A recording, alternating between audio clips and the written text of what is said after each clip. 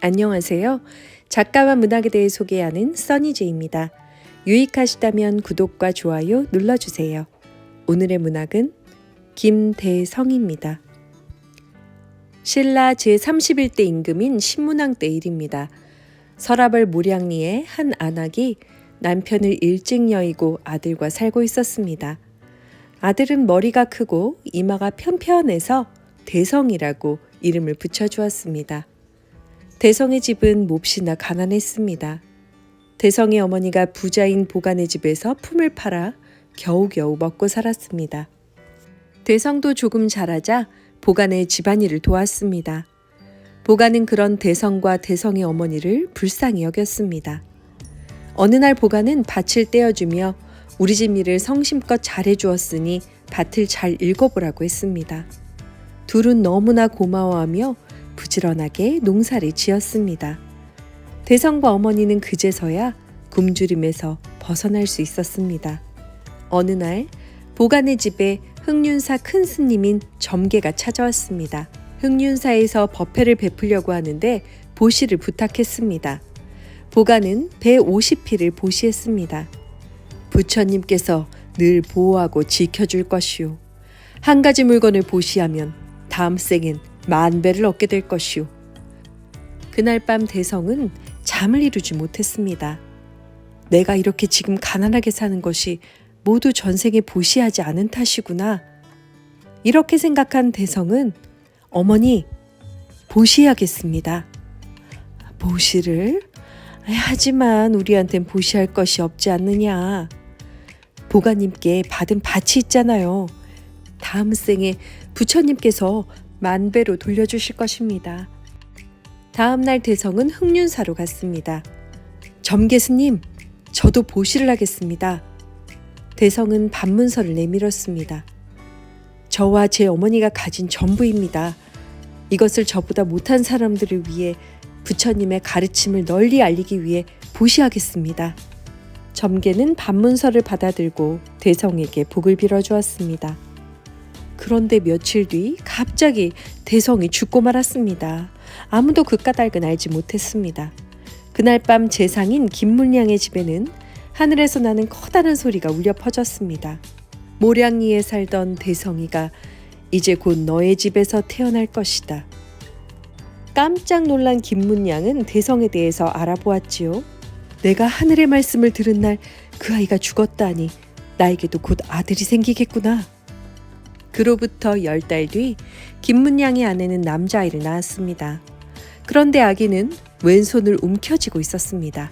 사람들이 손을 펴보려고 했지만 펴지지 않았습니다. 아기는 7일 만에 왼손을 폈습니다. 아기 손에는 작은 금붙이가 들려 있었는데 금붙이에는 대성이라는 글자가 새겨져 있었습니다. 하늘의 말씀 그대로구나. 김문량은 아이의 이름을 대성이라 지었습니다. 김문량은 대성의 옛어머니를 찾아갔습니다. 대성이가 저희 집에 태어났습니다.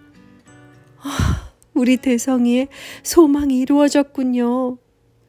저희 집으로 가서 함께 사시지요. 대성이는 내 아들이지만 당신의 아들이기도 하니까요. 대성의 옛 어머니의 뺨에 눈물이 뚝뚝 흘렀습니다.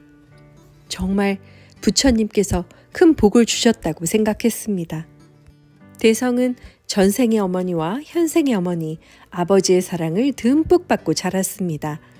높은 벼슬아치의 집안이니 부족할 게 없었습니다. 어느덧 청년이 된 대성은 사냥을 좋아했습니다. 어느 날 대성은 토암산에 올라갔다가 곰을 발견하고 화살을 쏘았습니다. 곰은 대성을 원망하는 눈빛을 보이며 쓰러졌습니다. 대성은 곰을 들쳐매고 산 밑으로 내려갔습니다. 날이 어두우니 이 마을에서 자고 가야겠다. 낯선 집에서 방을 빌려 자던 대성은 꿈을 꿨습니다. 어째서 나를 죽였느냐? 곰은 귀신이 되어 대성을 쫓았습니다. 대성은 온 힘을 다해 도망쳤지만 귀신이 너무나 빨랐습니다. 이젠 내가 널 잡아먹겠다. 금세라도 귀신이 대성을 낚아챌 것만 같았습니다. 제발 용서해 주세요. 정말 잘못했어요. 다시는 살생을 하지 않겠습니다. 대성은 자신의 행동이 부끄러워 눈물이 솟구쳤습니다. 그럼 날 위해 절을 지어주겠느냐? 예, 그렇게 하겠습니다.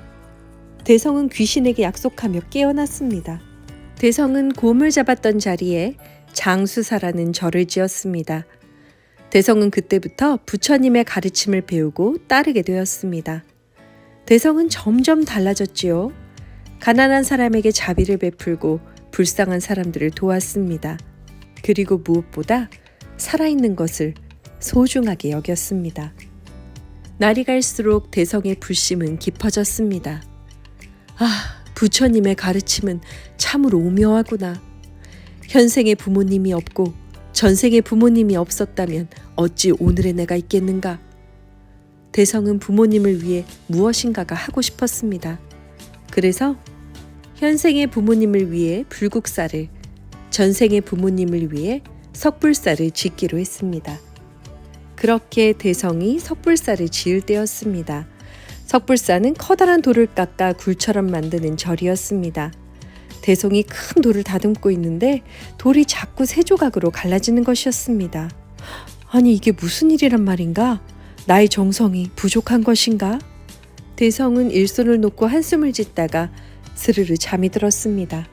그런데 대성이 잠에서 깼을 때 돌이 감쪽같이 붙어 있었습니다. 천신들이 붙여놓은 것이었지요. 아, 이 모든 것이 부처님의 은혜로구나. 불국사와 석불사는 이처럼 대성의 정성과 부처님의 도움으로 완성될 수 있었습니다. 이렇게 완성된 불국사와 석불사는 오늘까지도 많은 사람들에게 감동을 전하고 있답니다.